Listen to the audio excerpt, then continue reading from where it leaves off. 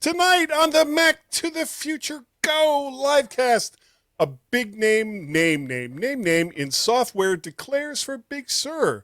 iOS 14 may screw over a bunch of platforms on money because it's bigger on privacy for users. Microsoft makes a Windows tablet that isn't, and there's a new Intel Mac with amazing specs, but maybe you shouldn't buy one.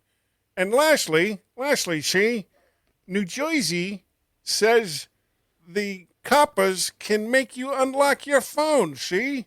That was really awful, but it doesn't matter. We're going on with the show anyway tonight. And that's all of that is tonight and more on the Mac to the Future livecast. Go.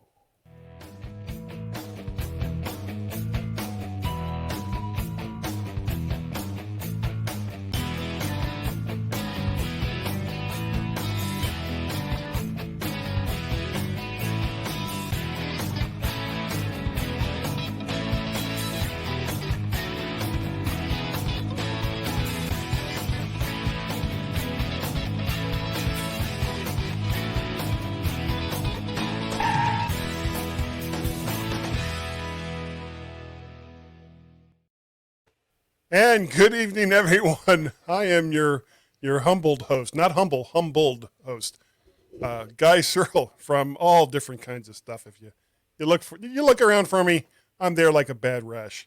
But I am not alone. I am also joined by Mr. David Ginsburg. How are you, sir? I'm doing well.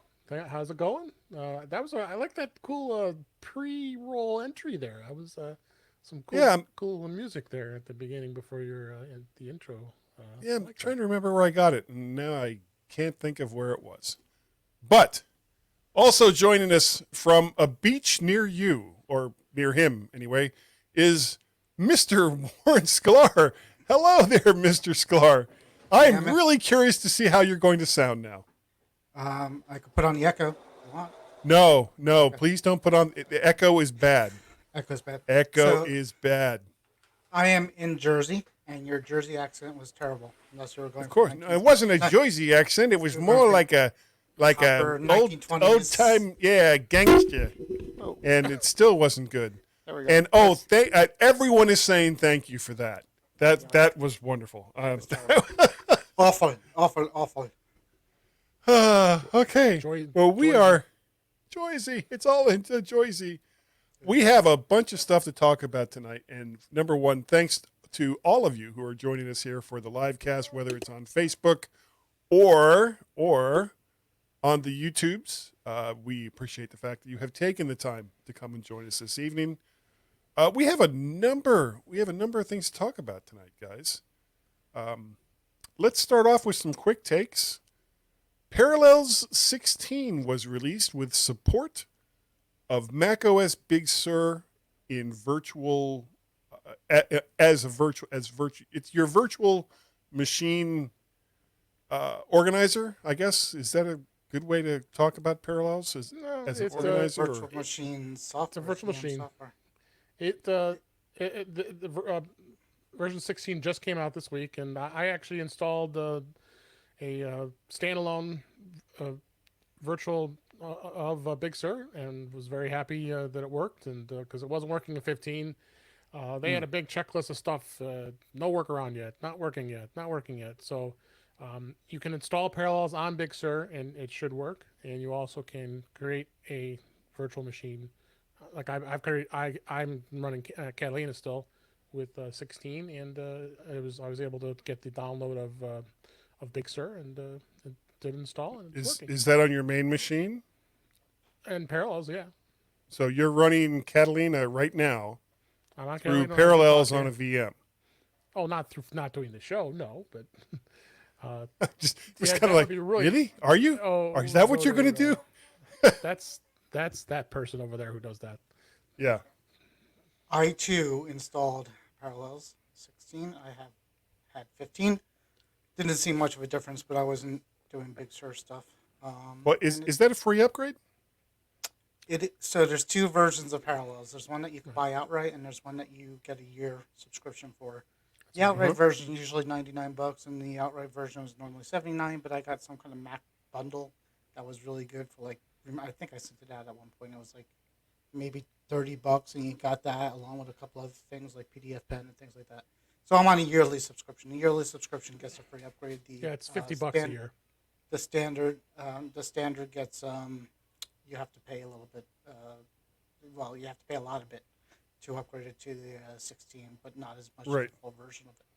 So, well, but what a lot of people would argue is that if it's still working, why upgrade? But it doesn't. That's the thing.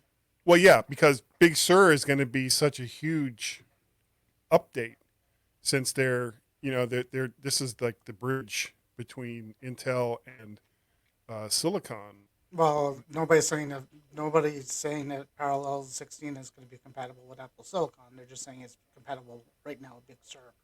So right, and that's a whole different situation. I thought you guys were saying that it wouldn't install. No, 15 wasn't working. I've been a subscriber to Parallels forever. I mean, I go back to version 8, and then every year I've got the Pro version, I think it is, and I pay $50 a year for the renewal. It includes one license, and then I've got Windows Virtual Machine. And I even install like Mojave, another version of Catalina to test things, and then.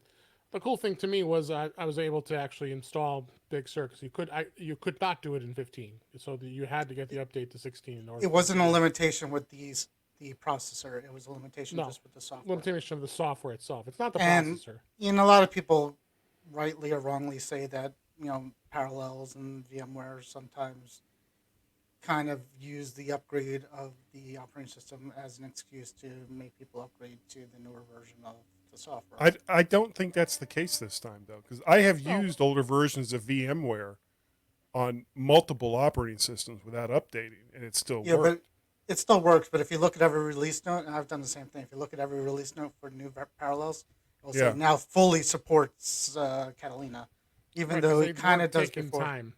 They weren't taking the time to update 15, so because they knew they were moving to 16, they said, okay, we're just gonna put it in 16. But maybe they won't do much with 16, because eventually they'll go to 17.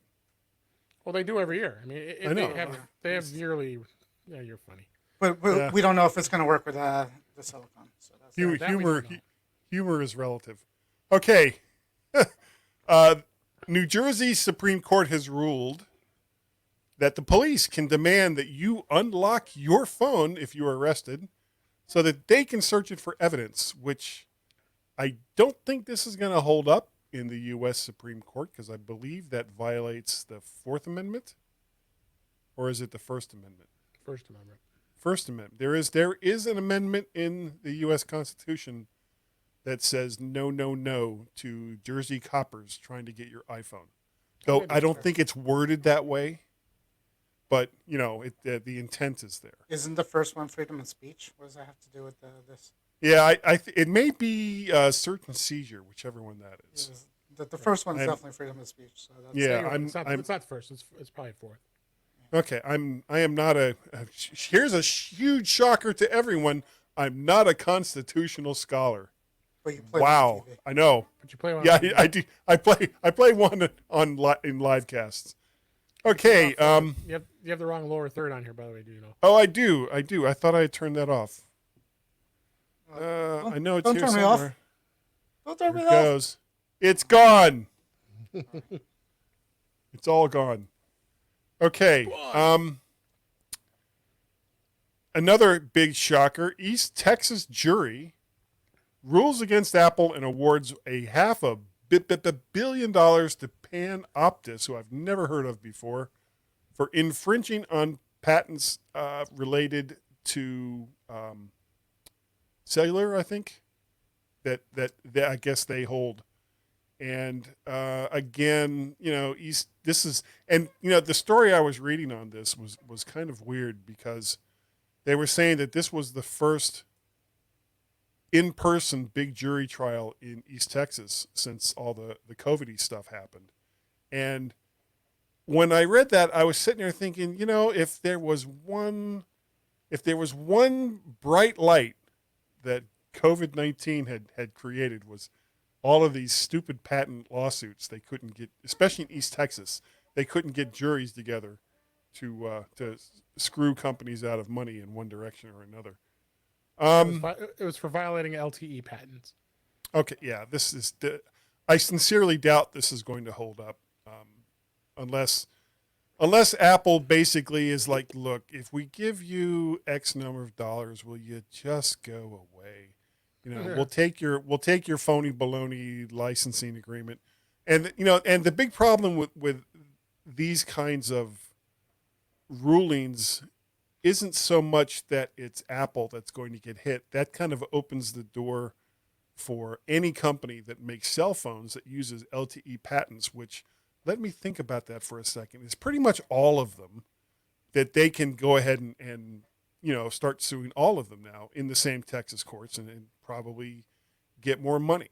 So I'm hoping that Apple isn't going to cave on this and they'll just say, no, we're not going to deal with this. I mean, they're getting sued seems like every other day by somebody. They're a Well, large company. this is a $2 trillion company now. Right. And nobody's working. People need money. Yeah, so everybody wants a piece of it. Speaking of money, Tim Cook's net worth may now be over $1 billion. So, yeah, good for Tim Cook. Good. He's starting to donate a lot of his money. Yeah, I don't believe he has any heirs. So He sold back a lot of his stock options to get people to buy up more stock. Yeah, But I know he's becoming a philanthropist and he wants to donate. And supposedly Well, why he has not? supposedly he has Like a little mean Bill streak Gates in him, and too. Like Warren Buffett, all the other billionaires, they do it. supposedly he has a little mean streak in him too. An article came out saying he has a little mean streak, like a little Steve Jobs in him. So good for him. yeah. So, Somebody should. but on the same token, if Billy Gates jumped off the Brooklyn Bridge, would you do it too, Timmy? Would you? Leave Bill Gates alone. He's a good guy. Leave Billy alone. He's a good guy now. Okay, over to the main stories. iOS 14 privacy settings may screw Facebook on revenue, and Apple too. Tracking users as they go from app to app in iOS is about to see some big changes, and this has app developers and Facebook in a tizzy. Facebook relies a lot on advertisements from game developers to get users to do in-app purchases or purchase similar games to what they're already using. And without a lot of the critical data that they currently get, some developers won't know exactly what to target to users, so they'll probably spend less on advertising.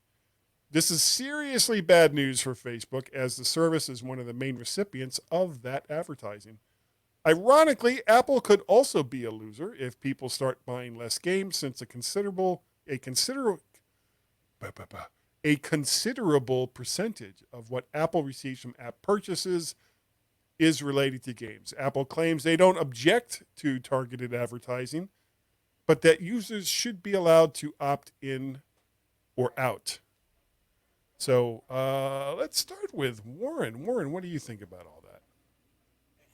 Companies, like it or not, some companies make their money on advertising, and that's how they stay in business, and that's how we use them. And if they didn't, and whoever, Facebook and whatever, YouTube and all these things that rely on advertising, stop doing that, then they're going to start either go away or start charging. So those are the options we have, and whether we hate it or not, then they won't be there. So if you don't like it, and you're not going to get it at that point.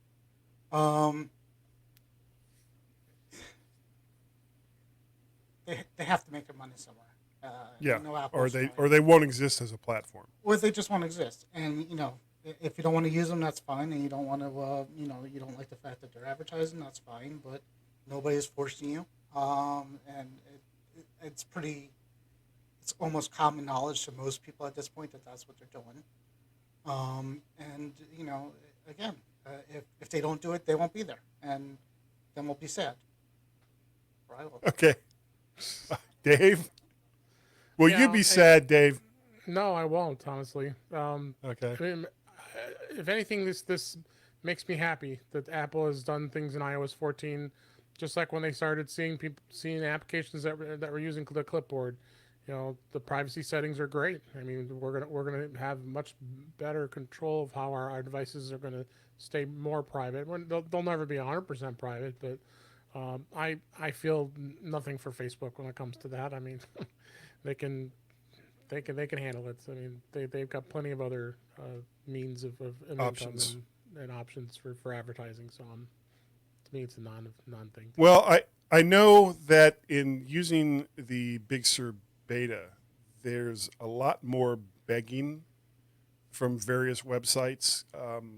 I get a lot, even right now with Catalina, I get lots of, you'll start to read a story, and as you scroll down, suddenly the screen will dim, and you'll get this big white box on the screen saying, "We rely on advertising, so blah blah blah.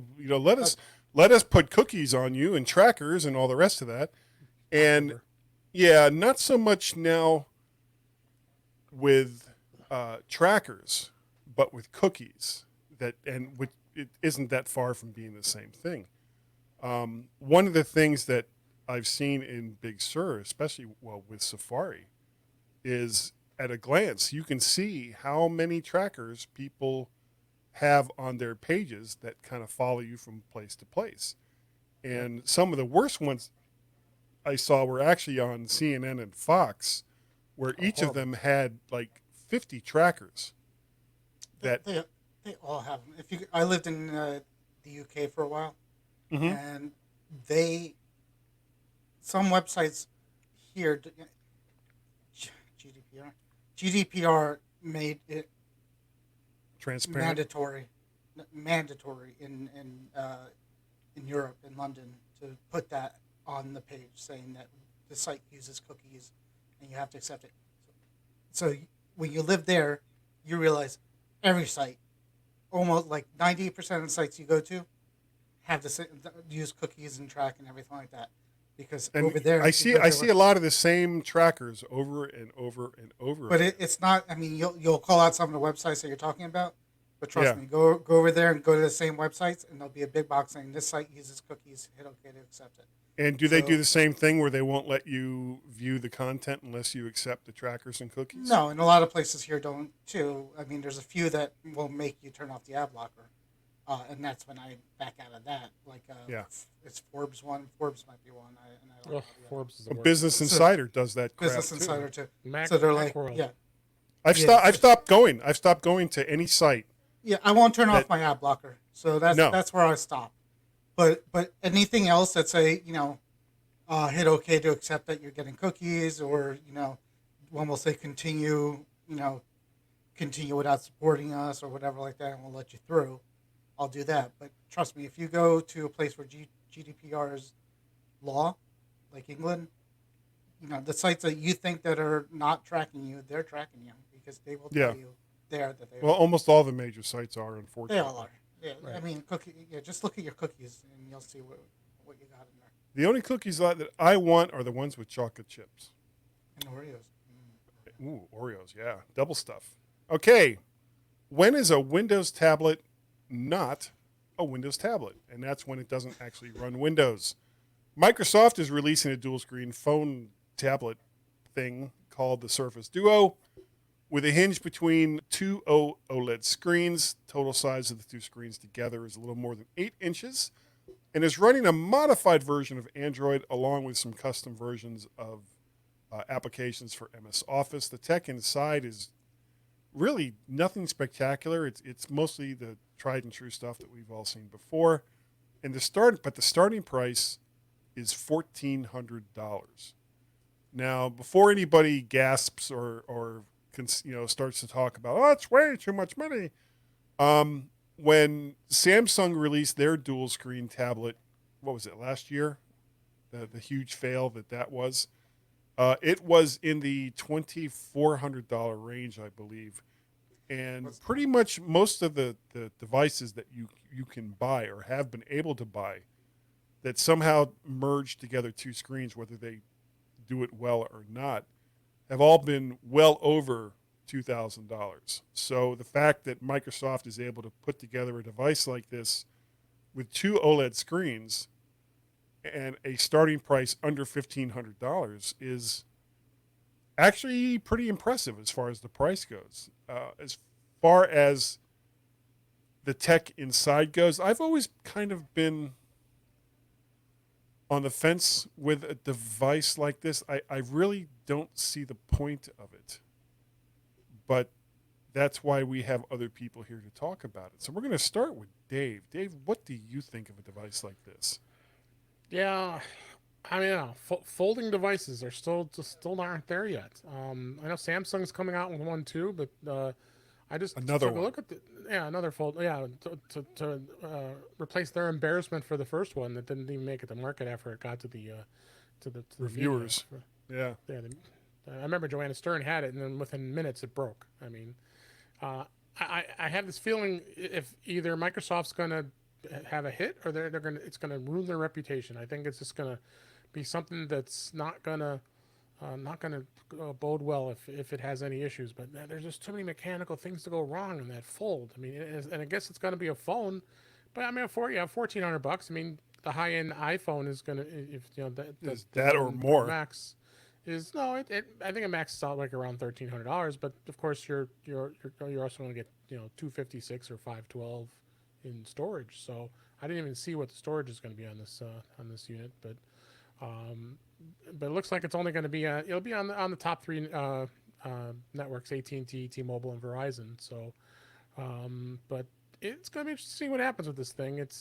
I'm looking at the first views of it. It's not sexy looking, honestly. No, people. I will give Microsoft credit where credit is due. What they didn't try to do was have like a seamless screen, which apparently was the holy grail for a long time and it never worked. It always broke, or within a relatively short amount of time, you had like a line down wherever the seam was, where the device actually folded. In this case, Microsoft is basically saying, we're going to take two separate screens and we're going to split whatever the content is between those two screens when you open it up. And yeah, as you run your finger across, you're going to feel a little bump as you go from one screen to the other. Right. And I think yeah. I think it's not a more elegant way to do it, but it's a way that makes a lot more sense than what everybody else was trying to do. It'll certainly probably hold up better. What do you think, Warren? So the storage options, you get 128 gigabyte for your 1490 or 1400.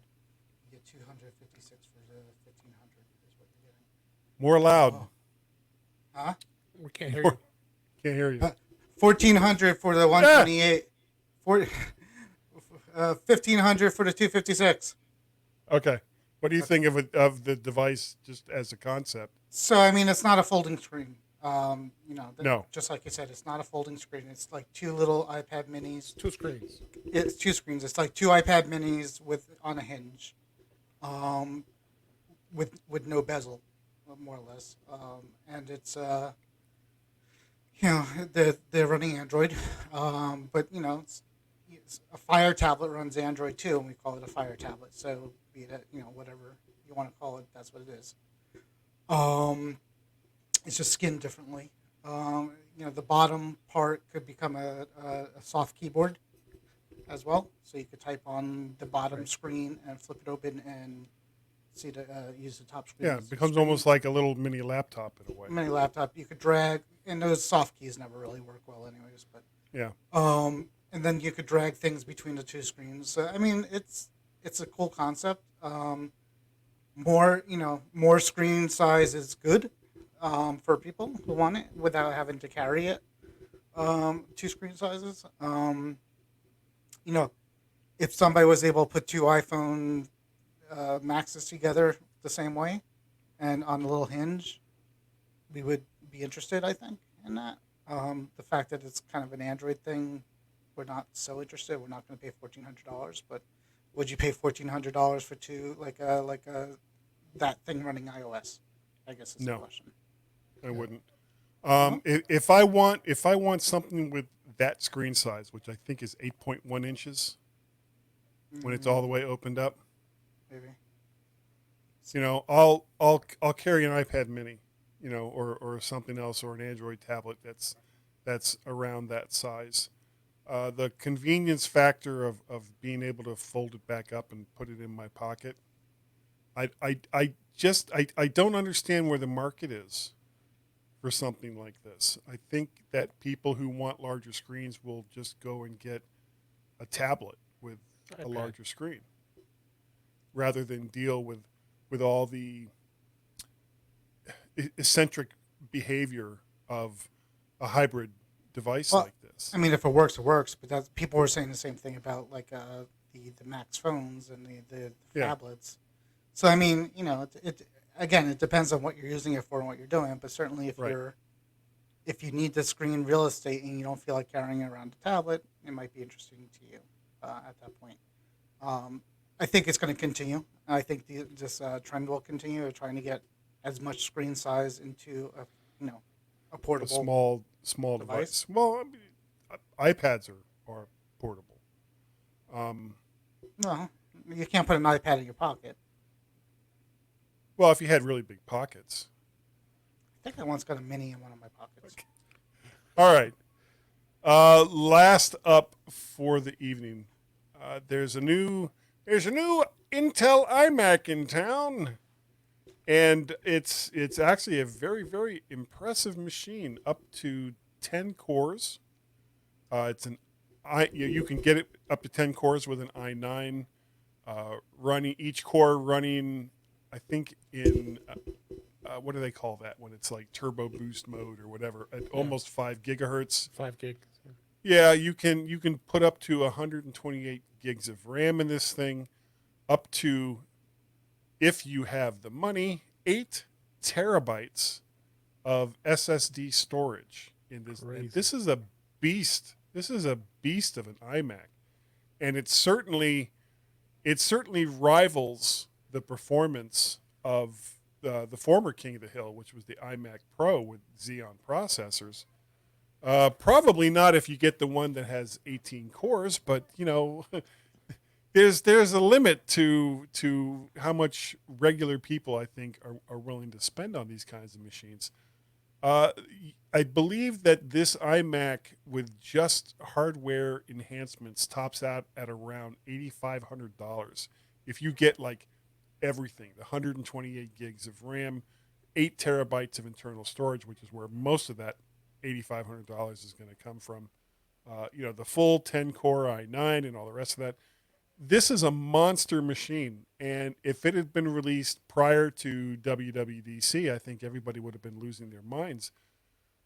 But I think that with the announcement that Apple, of course, is moving to silicon, that this almost feels like, whistling past the graveyard. Is there really any reason to rush out and buy this machine if you have something that's already working? And let's start with Warren. What do you think, Warren? I mean, what you said, if you have something that's working and it's good for you, then probably not.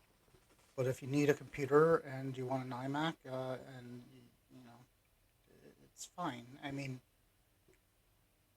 it's going to last the life of the machine before the Apple Silicon will take hold. I think, I think it's going to take years and years for the transition to fully happen, and I think a lot of people won't even notice. If you have the machine for 5 or 6 years, I think you'll get your money's worth out of it. I wouldn't max it out. I mean, I wouldn't tell anybody to get a max out version of it because that. But if somebody wanted to, was looking for a new desktop and wanted to shell out $1,500 for a Mac, the iMac, I think they would get their money's worth out of it. Okay, Dave? Yeah, I mean, the other thing you didn't mention is the display. They have that new nano texture glass. I don't get $500. What is the advantage of that? What is it? What it is it's got the crystal clear screen. The colors are more vivid. They were talking about an iMore in MacBreak Weekly. It's just amazingly good looking glass, but it's expensive, and they give you a special microfiber cloth to wipe it, so you'd be worried you ruin it. But they say you can only use water with the microfiber cloth, and the The sprays that clean the screens, Really? but it does give you much crisper display. I mean, for $500, it better do something to give to improve it. I mean, good for graphic designers, good for video editors. Giving a much crisper display Right. than what the standard glass does. But no, I agree. I don't think anybody that should be buying this is only somebody who's in the market and they may have like say we were just talking about this last night on Mac Voices. It's just do you get a machine that's if you have a 2012, let's say, and you're ready to upgrade, yeah, then you may want to think about doing something like that. But I mean, this thing's a beast. I mean, even if you get the core of it, and even if you just go like maybe the 16 standard gigs one. of RAM, you get 16 gigs of RAM, and you're getting a 5. I'm looking at the one with the 5K Retina display, and you get the 512 solid state gigabit Ethernet, and this still maxes out to the 5 gigahertz turbo boost. It's a pretty gosh darn nice machine. And that's 6-core. That's a 6-core i7, I think, isn't it? Yeah. Which it's 8-core. It's 8-core. The 8-core. So the standard top of the line 27-inch is 8-core i7. 8-core 10th gen, right? Okay. 27-inch. Yeah, and I mean even right there, that's an impressive machine. And as long as the Mac OS will still support Intel Macs, and I'm guessing it'll be at least a few years before there's any hard cutoff on there. Yeah, man, you're good to go. I keep saying that if you need a computer, there's no rhyme or reason not to get a Mac with Intel. I mean, you're going to be solid for 5 years at least. If you need a computer. If you need one. I mean, I'm going to stick with this machine I may even stick it for the full 3 years through the warranty because I'm always one that would like to upgrade. Like I make 2 no years. promises on anything. Well, we know you don't. But I'm surprised you haven't bought one already. What if I could? Or has he? Yeah, he may have just not telling us. Yeah.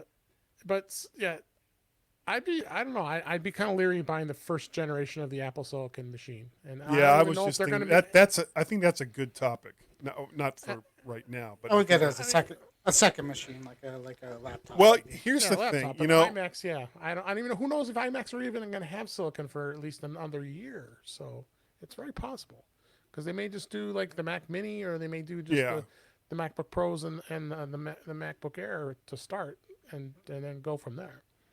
Well, I think back to when Apple first switched to Intel, and they had the Core 2 Solo machines, which were really not that impressive.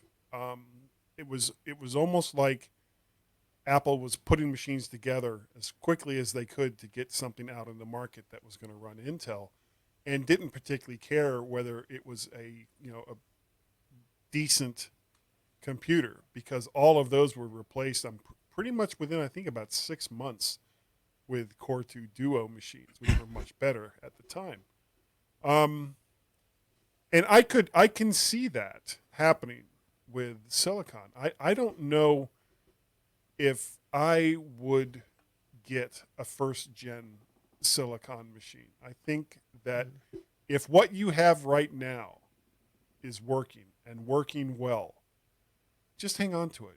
Wait until at least the second gens come out. Well, I mean, it's unfair to say that until it's out and we see. Right. Well, I mean, we have no idea, but I mean, just based on things could come out and it could be like, right. But that's what you. But it was the same thing with PowerPC when the PowerPC machines first started to replace. Right, but they're touting 68K machines. They're touting speed as one of the reasons why they're doing this. So that's I don't know if that was the same case back then, but they're saying we're doing this because it's going to be faster, and they've said it. Yeah. Well, so and compatibility is going to be a thing as well. Right. So I mean, if the thing comes out and it's like $200 cheaper than every other model, and it's twice as fast as like the current Intel Macs, then maybe twice I think would be a stretch. But if it's at least as fast, I'm just saying, then maybe go ahead and get the first gen. If it's at least as fast running the current software as what you currently have, then why not? Go ahead and buy it. You're future proofed for even longer than whatever computer it is that you're going to be replacing. It's just unfair to make that decision now because we have no idea what the thing's. Yeah, we don't. We have no idea what's coming down the road. But we do know that it won't be filled with Intel processors. Or golden puppies. Or golden puppies. And I would be very hesitant to get a Mac that was filled with golden puppies. I like golden puppies. All right, we are going to jump out of here for this evening. Dave, if people wanted to get a hold of you, how would they do it? They would go to intouchwithios.com and the podcast In Touch with iOS and my co-host Warren Sklar. We do record usually on Thursday nights, 7 p.m. Central, 8 p.m. Eastern. Usually, probably go a little later tomorrow, but come check us out. Listen to the show, and you can also find me on Twitter at DaveG65. All right, Warren.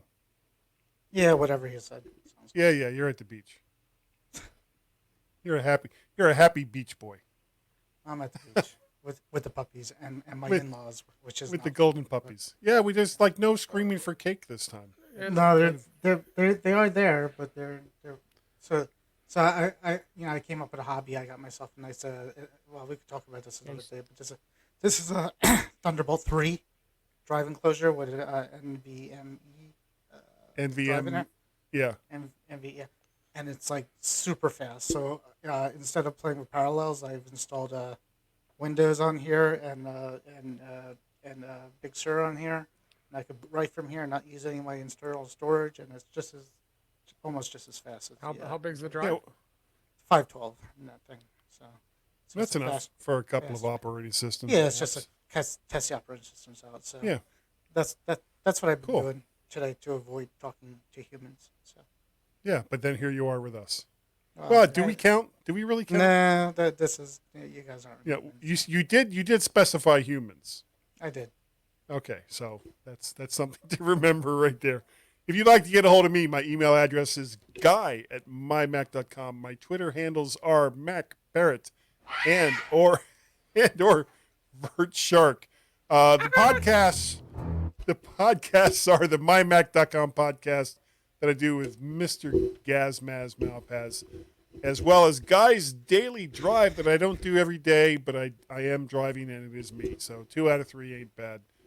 What else? If you'd like to support all the crazy stuff that I do, you can buy me a coffee, ko-fi.com/Mac. You can become a Patreon, patreon.com/MacParrot. And then there's also PayPal, paypal.me/MacParrot. Lastly, the echo is. Please, I'm going to mute you. Stop, please, for the love of God. I stopped. That was very painful.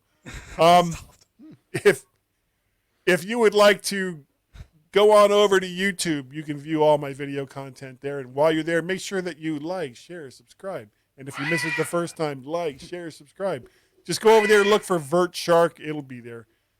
Speaking of VertShark, there is also the VertShark.com website. Hey, where almost all of my audio and video is available as it is created. And I'd like to thank Mr. Ginsburg and Mr. Sklar, except for that last echoey bit, because that really hurt. Don't make me do this. Don't do it. No. No. Bad. Bad Warren. Gonna have to take that mic away from him. I'm gonna play with it, see if I can get it to work better. Well, it works. I won't necessarily say it works well, but it does work. Can you hear me? Yes. Hear me now? Oh, I'm not talking about hearing you. I'm talking about the echo. Echo was. Well, I didn't know it had. What microphone actually has an echo like thing? Like it's not even a button; it's a dial. So yeah, you can not make many. You can make it less, even more, And more. you paid $50 for that? Maybe it was like 30. I don't remember. I'll look it up. But whatever. Okay. Because I forgot to bring my other one, and I'm here. So. Yeah, we're going to get out of here. So that's a good idea. I am too. thank you to everyone who has taken the time to join us here on the Mac to the Future Go livecast, and we will see you all next week right here, same time, same bat channel. So say goodnight, everybody. Good night, Good everybody. night, everybody. And I Good am night, actually everybody. out of here too, so I will see you guys later. Okay, bye, Warren.